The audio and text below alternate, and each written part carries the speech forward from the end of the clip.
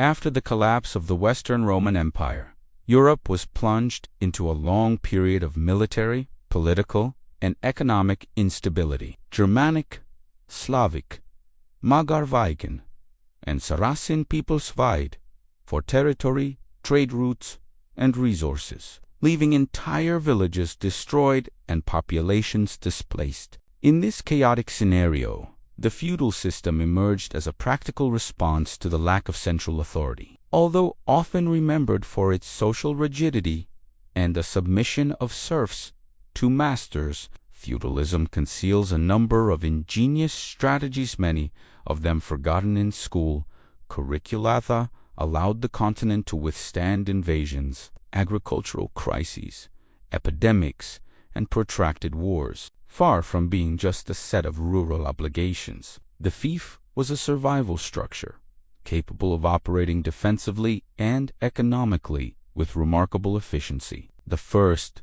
major mechanism that guaranteed resistance was territorial fragmentation. While this seems contradictory to modern eyes, the division of medieval Europe into hundreds of smaller fiefdoms made large-scale invasions difficult. An invader who took one region did not necessarily dominate the neighboring area, because each fief had its own castle, its own military contingent, and its own internal organization. Instead of facing a single centralized army, invaders dealt with small, autonomous fortresses, each prepared to hold out for days, weeks, or months.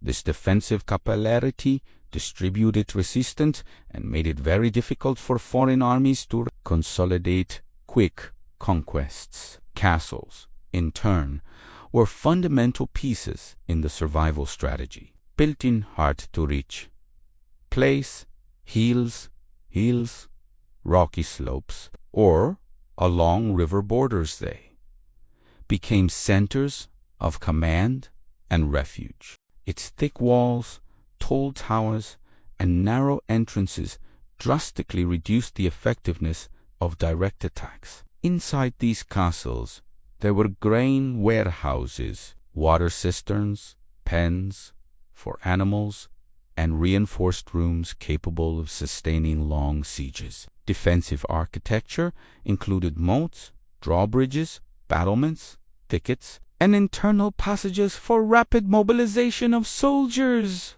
The strategy was not only to repel attacks, but to hold out until the enemy wore out or was forced to retreat for lack of supplies. Another essential element was the training of the knights. Unlike the Roman armies, which were made up of professional soldiers, the feudal world depended on warriors who were trained from childhood to fight on horseback. They were supported by the economic base of the fiefdoms, which allowed them to devote their entire lives to combat. In addition to martial skill, knights were part of a network of alliances, pacts, and oaths that formed a decentralized but agile military structure. In times of crisis, they called up vassals, set up local militias, and reacted quickly to surprise invasions. This system was efficient in dealing with rapid threats, such as Viking attacks, which appeared suddenly and dissipated just as quickly. Medieval villages also played a significant role in resistance strategies. Although they seemed fragile, they were organized in such a way as to make invasions difficult. Many were built around fortified churches, which functioned as small refuges. Others were located in swampy regions, dense forests, or mountains, where geography served as a natural barrier. In addition, peasants were an active part of the defenses. They knew how to remove makeshift bridges, hide routes, block trails, and destroy supplies that could be captured by invaders. The rural economy itself, based on self-sufficiency, made villages less vulnerable to external disruptions, since they produced everything they needed. Monasteries, often seen only as religious or intellectual centers, also had a strategic function. Situated in remote locations and built as spiritual fortresses, they housed libraries, granaries, and workshops. In times of crisis, they acted as supply centers and refuge, providing supplies to both villagers and local troops. In some regions, monks were responsible for land administration and the organization of agricultural work, which contributed to economic stability even in adverse circumstances. During invasions, these monasteries were a prime target for looters, which led many of them to develop their own defense systems, such as low walls, watchtowers, and underground caches. The feudal strategy against crises was not limited to the military field. There were also economic and social mechanisms designed to ensure resilience. One of them was the use of the manorial reserve, part of the land intended exclusively to supply the castle.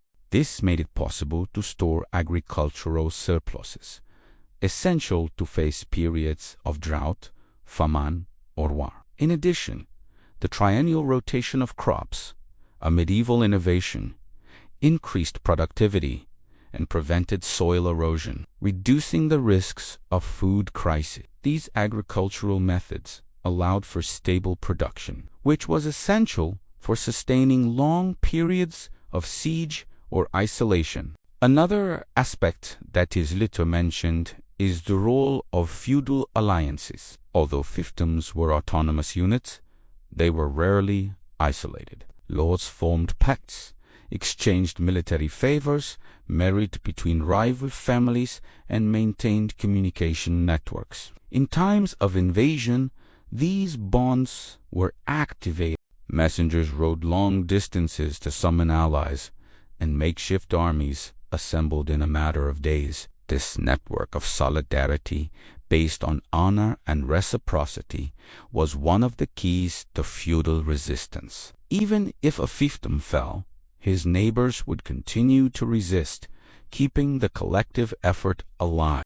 The church played a central role in strengthening social cohesion. In addition to offering a common moral system to all layers of the population, it legitimized alliances, mediated conflicts, and encouraged defensive campaigns through sermons. In times of extreme crisis, churches and monasteries organized fasts, processions, and prayers practices that, while spiritual, also reinforced the psychological and emotional unity of the communities. The Christian faith became an invisible but powerful weapon, helping to maintain moral resistance in the face of invasions and tragedies. Medieval communication also had surprisingly efficient mechanisms. Watchtowers, bonfires on hills, mounted messengers, and warning horns made it possible to warn villages and castles of approaching invaders. These systems created a rudimentary but effective network of information, enabling rapid and coordinated responses. In coastal regions, atalayas and warning beacons were used to monitor foreign ships. Inside, watchmen patrolled borders and forests. Constant vigilance helped to avoid surprise attacks, especially by Vikings and nomadic bands. When economic crises arose, such as plagues, famine, or collapses in production, the feudal system activated mechanisms that, although rigid, guaranteed a certain level of survival. Masters were responsible for the protection of their servants, which included reacting in times of need.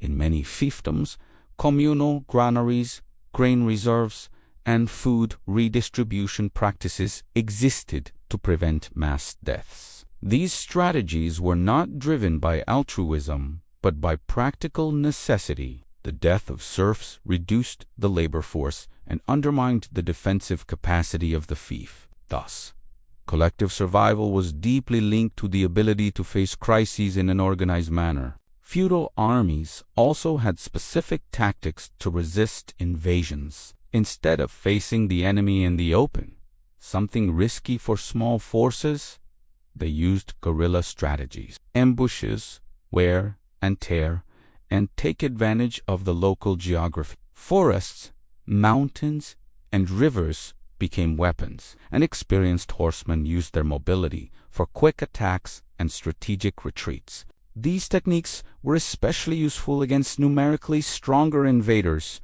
who faced difficulty moving into hostile territories. Medieval roads often criticized for their precariousness, also served a defensive function. Unlike Roman roads, which were paved and direct, feudal routes were narrow, irregular, and winding.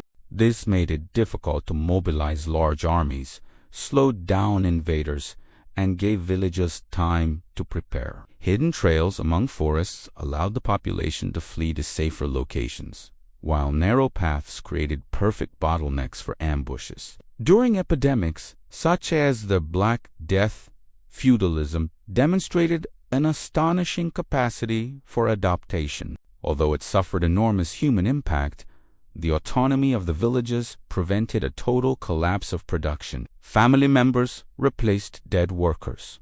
Small communities isolated themselves, and castles reinforced their rudimentary sanitary defenses. Although medical science was limited, spontaneous quarantine practices emerged, preserving part of rural society. The popular culture of the time itself contributed to the resistance. Community festivals, religious rituals, agricultural traditions, and family ties reinforced internal cohesion, essential in times of crisis. Peasants knew that they depended on each other to survive. The community functioned as a military, social, and emotional unit, ready to face challenges collectively. Feudal diplomacy, although less discussed, was an important strategy. Lords negotiated truces with invaders, offered tribute, entered into matrimonial alliances, and even hired mercenaries to bolster defenses. The art of bargaining has saved countless fiefdoms from complete destruction. In some cases, lords opted for temporary surrender to preserve lives and regain territory later when the enemy was weakened. These strategies, often overlooked by modern historians, show that feudalism was not a static, unimaginative system. Rather, it was an adaptive model shaped by extreme needs. When faced with threats, it activated economic, military, social, and psychological mechanisms that guaranteed collective survival. Feudal resilience was not just the result of castles or knights, but of a complex network of practices ranging from agriculture to faith, from alliances to military tactics. With the advent of modernity, the centralization of national states, and technological development, many of these strategies have become obsolete. However, its historical impact remains. Feudalism endured for centuries, not because it was backward, but because it was functional. It offered an adaptive framework that allowed Europe to survive devastating invasions, natural disasters, economic crises, and epidemics. In a world without modern bureaucracies, standing armies, and centralized governments, fiefdom was the possible and often efficient response to chaos. Today, revisiting these forgotten strategies allows us to understand that feudalism was more than a period of serfdom and inequalities. It was a system of collective resistance based on ingenuity, adaptation, and a deep ability to survive adversity. Castles, villages, monasteries, and vassalage networks were cogs in a complex machine which kept the continent running through turbulent centuries. The history of fiefdoms is therefore also the history of human resilience.